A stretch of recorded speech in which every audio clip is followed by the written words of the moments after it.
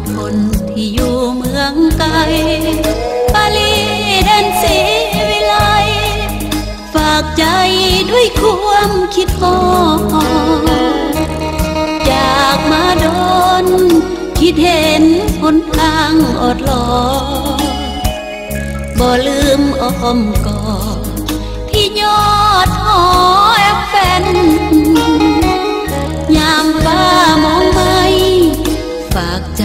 ให้อายเบิ่งแยงยามฟ้าเปลี่ยนสีแดง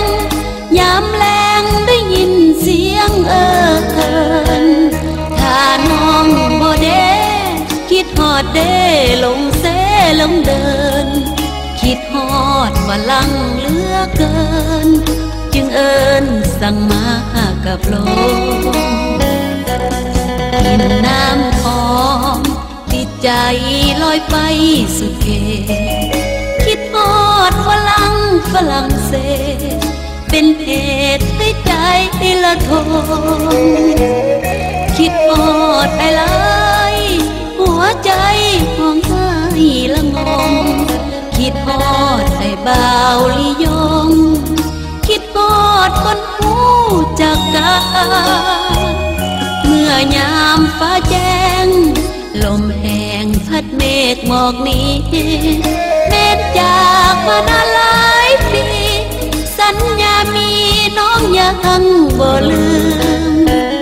ถ้าน้องได้เด้ออย่าเพ้อใจไปหักยิ่ง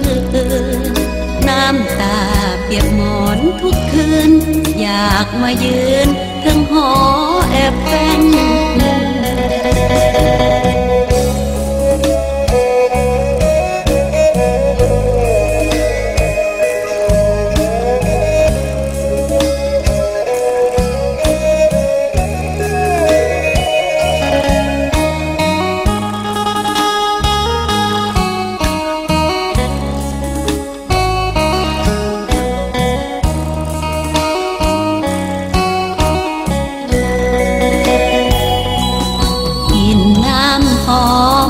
ติดใจ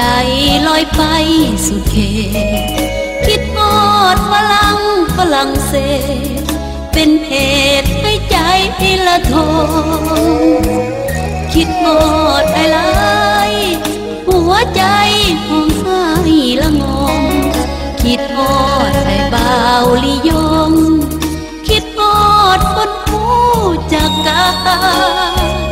เมื่อยามฟ้าแจ้งลมแห้งพัดเมฆหมอกนี้แม้นจากมานานหลายปีสัญญามีน้องยังบ่ลืมถ้าน้องได้เด้ออย่าเพ้อใจไปหักยิ่งอื่นน้ำตาเปียกหมอนทุกคืนอยากมายืนถึงหอแอบแฟน